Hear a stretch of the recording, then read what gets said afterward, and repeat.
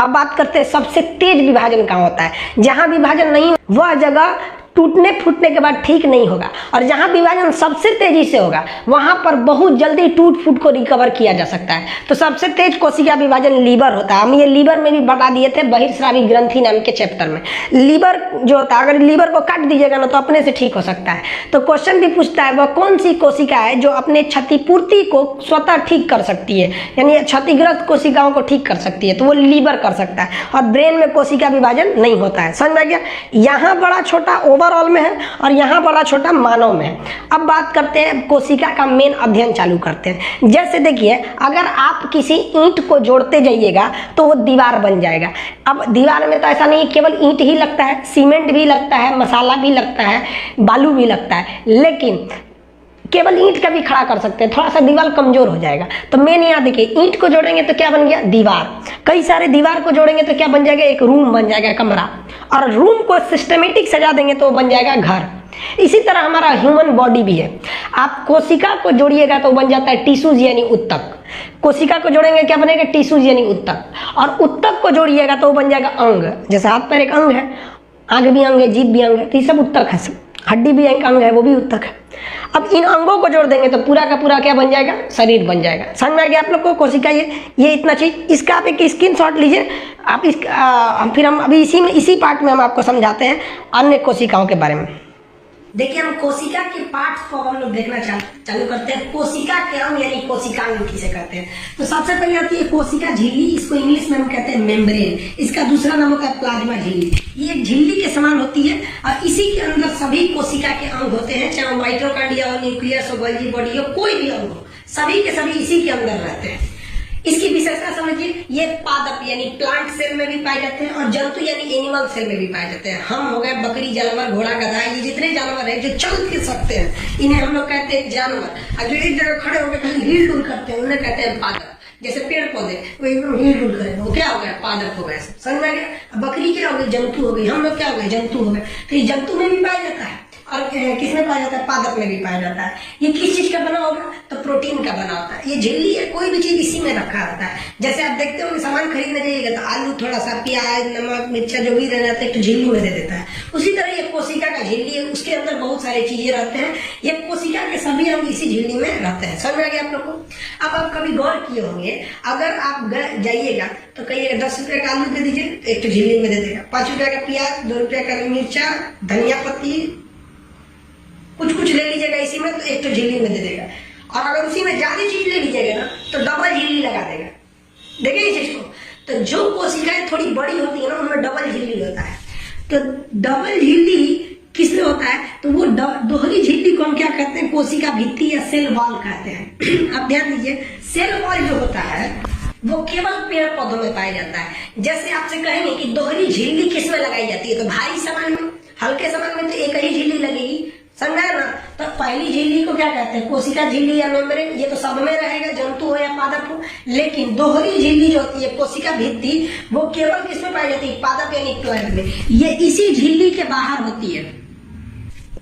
ये जो कोशिका भित्ति होती है यानी दीवार होती है, ये कोशिकाओं को सुरक्षा प्रदान करती है और आकार प्रदान करती है। जैसे हम लोग अपनी कोशिकाओं की सुरक्षा कपड़ा से कर लेते हैं, जानवर बाल से कर लेते हैं, पेड़ पौधे अपने किससे करते हैं? कोशिका भित्ति से करते हैं। उनके पीछे एक छाल जो झिल्ली होती है, कोशिका भित्ति से करते हैं। ये कोशिका भित्ति सेल्यूलोज की बनी होती है। इसलिए पेड़ पौधों से कुछ भी चीज बनाइएगा, आप पूछेगा कि इसमें क्या पाया जाता है, तो सीधा मारिए सेल्यूलोज। हमारा जो कपड़ा है ये कपास से बना है, रुई से, वो भी पेड़ है तो इसमें भी सेल्यूलोज। जो कागज बनता है वो भी पेड़ से बनता है तो उसमें भी सेल्यूलोज। जो नोट छापा जाता है वो भी कागज से ही बनता है। तो देखिए, अगर कहेगा कि जंतुओं में क्या पाया जाता है, तो भैया कोशिका झिल्ली। पादपों में भी कोशिका झिल्ली। तो कोशिका झिल्ली दोनों में, लेकिन कोशिका भित्ति केवल पेड़ पौधों में। समझ में आ गया आप लोग को? ये सुरक्षा तथा आकार प्रदान करता है। इतना तो समझ गए। इसका एक स्क्रीनशॉट लीजिए, फिर और इसके पार्ट्स को हम समझाते हैं। देखिए, अब माइटोकॉन्ड्रिया के बारे में समझते हैं। इसको हिंदी में कहते हैं सूत्रकणिका। इसकी खोज अल्टमैन ने किया था। कभी कभी इसके खोजकर्ता पूछता है, खोज करेगा तो अल्टमैन ने किया था। ये माइटोकॉन्ड्रिया में यहाँ एम से लिख दिए। इसका काम क्या होता है? देखिए, जब हम सांस लेते हैं तो आपको श्वसन तंत्र में बढ़ा दिए हैं कि हीमोग्लोबिन उस ऑक्सीजन को लेकर कोशिका में चला जाता है और माइटोकॉन्ड्रिया को दे देता है। ये माइटोकॉन्ड्रिया में जाके ऑक्सीजन क्या करता है, तो एक साइकिल चलाता है, एक चेन रिएक्शन करता है, जिसकी खोज क्रेब्स नामक विद्वान ने किया था। अतः उस चेन रिएक्शन को हम क्रेब्स साइकिल कहते हैं। तो कहेगा कि कोशिका के अंदर क्रेब्स चक्र कहाँ चलता है, तो कहाँ चलेगा, माइटोकॉन्ड्रिया के अंदर चलता है। समझ में आ गया कि नहीं आ गया, माइटोकॉन्ड्रिया के अंदर चलेगा। ये जो क्रेब्स चक्र है, इसके फलस्वरूप क्या बनते हैं, एटीपी बनते हैं।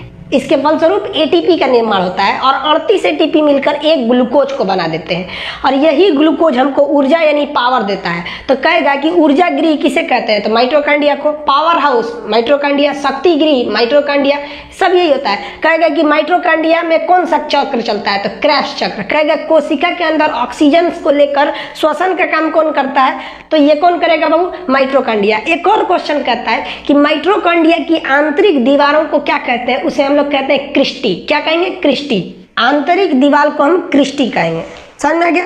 तो अब बताइए, हमारे शरीर में चारों ओर कोशिका है, जीभ में भी कोशिका है, उंगली में भी है, हाथ में, पैर में, हर जगह कोशिका है, और हर जगह माइटोकॉन्ड्रिया है, क्योंकि कोशिका जहाँ रहेगा उस कोशिका के अंदर माइटोकॉन्ड्रिया रहेगी। अब आपको तो समझ में आ गया होगा कि भैया कोशिका सबसे छोटा नहीं होता है, क्योंकि इसके अंदर तो खुद ही ये सब चीज़ है सब। तो देखिए, कोशिका के अंदर जो माइटोकॉन्ड्रिया ऊर्जा बनाता है। अब एक बात बताइए, मेरे पैर में भी कोशिका है, जीभ में भी है, सब जगह है। एक बात बताइए, जो आदमी दौड़ रहा है, धावक है, उसको सबसे ज्यादा पैर में ऊर्जा की जरूरत है। अब जैसे मान लीजिए आपको पढ़ा रहे हैं, तो हमारी सबसे ज्यादा ऊर्जा जीभ को जरूरत है, वो करेगा। कोई मान लीजिए सिलाई कर रहा है या बैडमिंटन खेल रहा है, तो हाथ में जरूरत है, जबकि बन रहा है हर जगह, किसी को जरूरत है किसी को नहीं है। तो ये बहुत डिसबैलेंस हो गया। जैसे हम यहाँ खड़े होकर पढ़ा रहे हैं, हमारा जीभ है इतना बड़ा, अब इस जीभ की कोशिका बना रही है क्या चीज, माइटोकॉन्ड्रिया की मदद से ऊर्जा बना रही है, और हम 1 घंटा पढ़ा दिए तो ये जीभ ऐसे चलते चलते चलते चलते इसका खत्म हो जाएगा। अब ये चलना ही छोड़ देगा, करेगा, इसे चलना ही छोड़ देगा। और जबकि हम चुपचाप खड़े हैं, ज़्यादा चल नहीं रहे हैं, तो पैर इतना बड़ा है, उसमें कोशिकाएं ज़्यादा होंगी, ऊर्जा ज़्यादा बनेगा। तो एक आदमी चाहिए ना जो पूरा ऊर्जा को खखोर के लेके आए, कहाँ तक, जीभ तक, कि भैया इसको ज़्यादा काम है, इसको दे दो। तो एक आदमी ऊर्जा के परिवहन के लिए चाहिए कि जहाँ ऊर्जा कम है वहाँ से लेके जहाँ ज़्यादा जरूरत है वहाँ पहुँचा दे। इस परिवहन करने वाले का नाम क्या है, गोल्जी ऑपरेटस यानी गोल्जी बॉडी। इसकी खोज कैमिलो गोल्जी ने किया था, इसलिए इसी के नाम पर हो गया। इंग्लिश हिंदी दोनों इसका गोल्जी ऑपरेटस यानी गोल्जी काय होता है। इसकी खोज किसने किया था, कैमिलो गोल्जी। ये परिवहन करता है, समझेगा। जहाँ प्रोटीन की कम जरूरत वहाँ से प्रोटीन उठा के जिसको ज़्यादा जरूरत उसको दे देता है, जहाँ ऊर्जा की कम जरूरत वहाँ से लेके ज़्यादा वाले को दे देता है। तो ये बहुत जरूरी है। अगर गोल्जी बॉडी नहीं होता ना, तो जीभ थक गया आया करके तो गए काम से, समझ गया। ये पूरी शरीर में ऊर्जा को एक बैलेंस बना के रखता होगा, इसलिए आपका शरीर थकता है तो चारों ओर से थक जाता है। ऐसा थोड़ी कि आप थक गए तो कहते नहीं यार कमर थक गया है, बाकी सब ठीक ठाक है, ऐसा थोड़ी होता है। पूरी बॉडी को बैलेंस रखता है गोल्जी बॉडी, समझ में आ गया। अब अगला देखते हैं, तो ये तो गोल्जी बॉडी समझ में आ गया आप लोग को। अगला देखते हैं वैक्यूल्स यानी रसधानी। हमारे शरीर में 65% जो है ना, वो 65% पानी है। अब आप कहिएगा 65% पानी है, यानी अगर कोई 100 kg का आदमी है, 1 कुंटल का है, तो उसमें 65 किलो पानी है। सोच रहा उसके पेट में इतना पानी कैसे गया, 65 लीटर। ये पेट में नहीं है पनिया, पेट में तो 1-2 लीटर जो पीते हैं। सारा का सारा पानी कोशिका के अंदर भरा हुआ है, कोशिका के अंदर पूरा का पूरा पानी भरा हुआ है। और यह पानी कहाँ रहता है, वैक्यूल्स में रहता है, यानी रसधानी में रहता है। हम लोग जो जंतु में आते हैं, एनिमल सेल में, हम लोग का वैक्यूल्स छोटा होता है, और पेड़ पौधों का कोशिका के अंदर का वैक्यूल्स बहुत बड़ा होता है, ताकि पानी को वो स्टोर करके रख सके। समझ में आ रहा है कि नहीं आ रहा। शरीर में 65% जल होता है, जो कहाँ स्टोर करके रखा रहता है, वैक्यूल्स में। इतना समझ गए। आप इसका स्क्रीनशॉट लीजिए, फिर आगे समझाते हैं। देखिए, अब तारक काय यानी सेंट्रोसोम क्या होता है, इसके बारे में याद रखिएगा। सेंट्रोसोम यानी तारक काय की खोज किसने किया, बोबरी नामक विद्वान ने किया था। इसका काम क्या होता है, कोशिका विभाजन। एक्चुअली आप लोग को क्या लगता है, कोशिका विभाजन मतलब कोशिका का टूट जाना, गलत बात है। कोशिका विभाजन का मतलब होता है एक कोशिका टूट कर 2 कोशिकाओं का निर्माण कर देना। तो इसका मतलब एक था टूट के 2 बन गया, तो वो तो पुनर्निर्माण हो गया और बढ़ गया। तो कोशिका विभाजन यानी पुनर्निर्माण का काम कौन करता है, सेंट्रोसोम।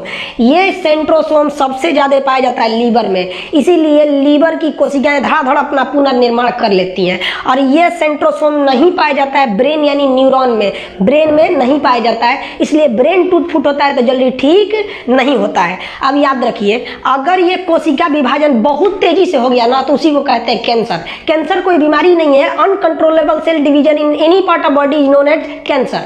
तो किसी भी जगह पे अनकंट्रोल कोशिका विभाजन हो जाएगा तो उसे क्या कहते हैं, कहते हैं? कैंसर कहते हैं। समझ में आ गया? अब एक बात बताइए, कहाँ पर कोशिका विभाजन नहीं होता है? न्यूरॉन में। न्यूरॉन कहाँ पाया जाता है? ब्रेन में। न्यूरॉन कहाँ पाए जाएंगे? अगर कहेगा न्यूरॉन कहाँ पाया जाएगा तो न्यूरॉन पाया जाता है ब्रेन में। यहाँ कोशिका विभाजन नहीं होता है, तो इसका मतलब ब्रेन में तो कैंसर ही नहीं होना चाहिए, फिर भी ससुरा कैंसर का हो जाता है। ब्रेन ट्यूमर बोलते हैं ना ब्रेन के कैंसर को।